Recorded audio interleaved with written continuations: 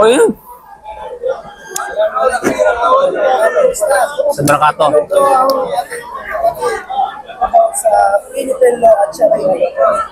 Ang tanong ko ng ating kapatilistan, paano daw kapag halimbawa may anak siya na babae at gusto na mag-asawa sa ika-14 years old. Umabot na ng 14 years old. Ngayon, tinutuunan siya ng Philippine law dahil nasabi na sa batas natin na kailangan 16 years old na pwedeng pinahihipunan na mag-asawa. Ano po yun?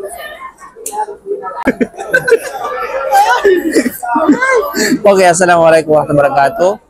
Okay, mayroon na akong clarification. Yung sinasabi bang, actually narinig ko na yung batas na yan, no? Pero ang tanong dito ngayon ay yung 14 years old, which is according sa tinatawag na Sharia, which is adopted na ba ito o accepted na ba ito ng Philippine law? Kasi may mga certain Sharia law na kung saan inaprubahan ng Philippine law. Tulad ng pag-aasawa ng isang Muslim na higit sa isa. Di ba? So, although tayo sa Sharia law, walang problema. At the same time, pinaprubahan na rin yan ito na tinatawag na Philippine law. Kasi may mga specific na law, which is under ng Philippine law, sa Sharia law, na pwede natin i-adapt yun. Okay? Especially yung mga family affairs, mga ganon, mga may kinalaman sa pamilya, family code. So, ina-adapt yun na, ino-authorize yun ng Philippine law. Which is, pwede natin isabuhay yun, kahit pa under tayo ng Philippine law, pwede natin isabuhay yun, yung Sharia law na yun. So, ang tanong ngayon dito, yung 14 na yan is under ba, approved na ba ng Philippine law? Na pwede sa mga Muslim na ipaasawang kanilang mga anak sa edad ng 14. Okay? So, ganito yan. Kung ito ay naipasa na, kumbaga, sa Philippine law at na-recognize na, walang problema. Walang question, as long as Muslim. Okay? Walang problema doon. O kung hindi naman, so, yan ay magkakaroon ng issue, ika nga pwedeng yan isang guna sa mga Muslim lawyer. Kasi kung sa Islamic na pag-uusapan natin, madali lang naman yan na yung issue na yan. Bagkus yung 14 years old, mayroon pang issue dyan na malalim kung ito ba ay i-consider na baligh ang 14 years old o hindi baligh.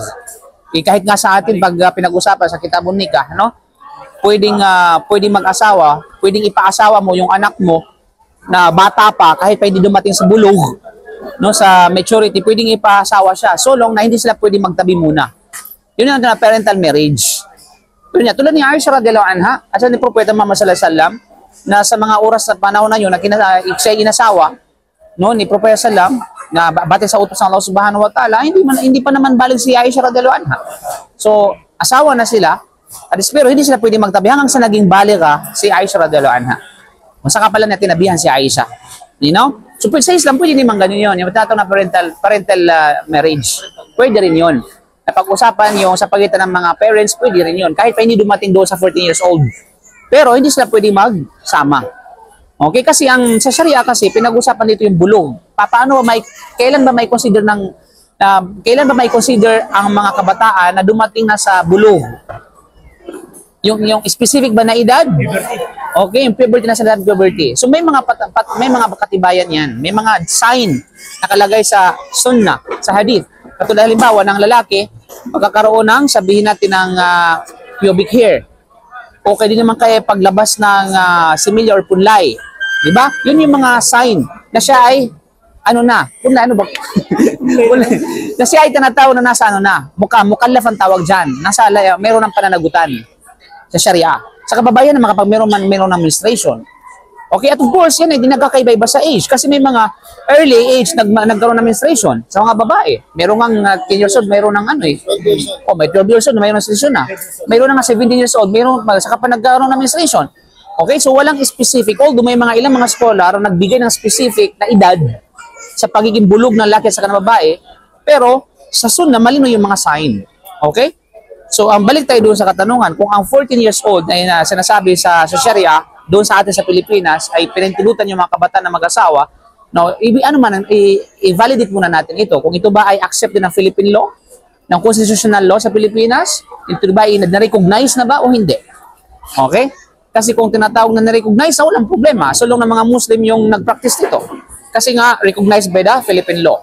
Kung hindi naman recognize, then, tapos pag ginawa ito, then siguro magkakaroon ng issue dyan. So, isang gunya sa mga Muslim lawyer. May dalawang ano sir eh. Hmm. May dalawang abogado Oh. na abogado ng Muslim at abogado ng non-Muslim. Mm. Na ang sinasabi ng abogado ng Muslim, na pinutulutan yan sa Sharia sapagkat ang iniiwas yung dalawang bata sa pagkakasala. Parang ganun po sinasabi nila. Tapos ito namang non-Muslim na abogado, hindi yan pwede kasi against yun sa batas namin. Although kahit sabihin nyo na nagkakasala yung hindi pwede yan. Parang ganun yung sa Okay, kung mangyari man ang ganon, ika nga. So, siyempre, ang tanong, sino kasi ang nangingibabaw dito ng batas? Ang batas ng Pilipinas o ang batas ng Sharia? Okay na, kung dadalhin natin ng issue, ika nga sa Pilipinas, siyempre, sasabihin ng hindi mga Muslim, batas sa Pilipinas, kasi since na you are nasa under tayo ng Philippine law. Pero sa atin sa tinatawag na Islam, walang duda, walang pwedeng hihigit sa batas ng Sharia. Maninaw? Na kung yan nga, kasi ang 14 years old, ang tanong, ito ba'y batas ng Sharia? Which is, ang Sharia mismo ang ang Sharia mismo ang nag-impose nito? O yung mga tao nag-implement lamang nito? O kasi may mga talimbawa, yun na natawag na kanuniya. May iba kasi yung Sharia sa kanuniya. Ibig sabihin yung law ng Sharia at saka yung law na kung saan nag-input nito yung tao mismo. Alam mo yung traffic light, yung tao mismo ang nag-input. Okay? Which is yung pamantayan, regarding sa pamantayan ng Sharia. Ako din sa pamantayan na tinatawag na Sharia. Okay? Pero pag sinabi kasi Sharia mismo yung nag-impose. Na ako rin sa Quran at ako rin sa tinatawag na Sunnah. Okay? At sa Sharia, walang problema na kahit mag-asawa ka ng hindi pa 14, pwede naman yun. O basta, hindi. Yung parental marriage, na sinasabi natin, may mga pamantayan sa bagay na yan. Okay? So ngayon, kapag ang issue sa bagay na, sabi na, ano bang nasang ibaba, walang duda. Sasabihin natin mga Muslim, doon kami sa tinatawag na Sharia, pinahintulutan. Ngayon, pag nagkaroon ng problema, ang tanong, sino yung, alimbawa, okay, ipipilit ng isang lawyer na non-Muslim, which is under ng Philippine law. Sasabi, tapos ginawa ng Muslim yun, pinaasawa niya yung anak niya na 14 years old, doon sa tinatawag nila di ba, sa isang Muslim din, na para yung bata, di ba? So, ang tanong, sino magreklamo sa kanila? Walang reklamo. Di ba? Unang-una, walang alam magreklamo yung kapitbahay ng Muslim, walang pakialam ng Muslim doon. Pangalawa, dito, ginusto nila na yung sabihin natin, yung magkabilang panig, ginusto sila naasaway ng kanilang mga nasa ganitong edad, ano ang gawa mo ngayon? Alam nga namang gusto namin, ano pakialam mo? Ang tanong, sino magreklamo ngayon para i-ano mo ngayon yung batas ng Philippine law para makulong ka? Not unless kapag nakialam ang DSWD, magkakaroon ng tinatawag na issue, ganun mga bagay. So, ika nga yan, ang subject na yan ay further discussion sa tinatawag ng mga Muslim lawyer. Okay? Ganda yung tanong. Controversial talaga yan. Hanggang O sabi na, hayaan natin yung mga ganyan yung mga non-Muslim o kaya sabihin natin mga non-Muslim lawyer, sige. Magyaw-yaw kayo. walang kaso pag walang kumplinan. Oo. Sa atin ka sa Pilipinas, walang tama, walang kaso talaga, walang complaint. Hindi daw pabor. Halimbawa, sinasabi ng Muslima na kahit Muslim ako, hindi ako pabor din sa Sharia kasi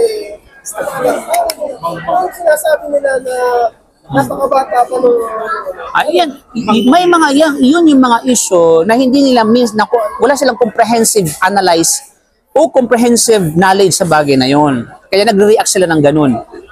Okay, kasi isang Muslim, bago niya hindi sang-ayunan, yung sinasabi niya, yung Sharia, alamin niya muna kung talagang sa Sharia, kung talagang according sa Sharia talaga yun o hindi.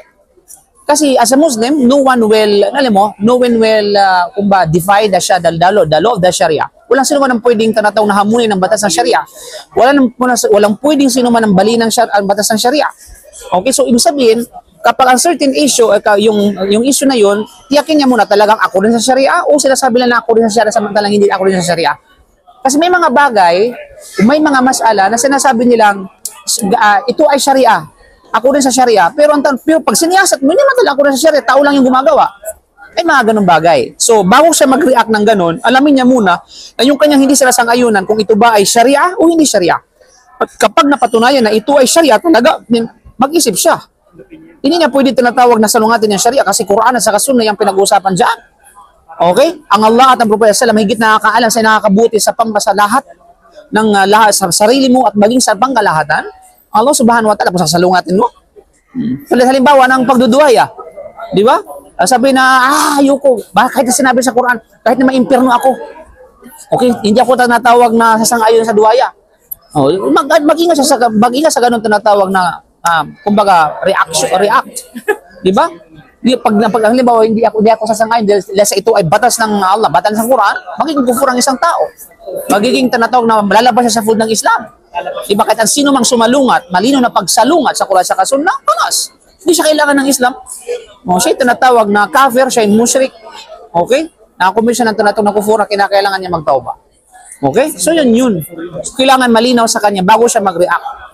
Kung ito ba ay talagang sa Sharia, according sa tinatawag na Sharia, galing sa Sharia mismo nag-impose o hindi. Okay? So yun. Fine.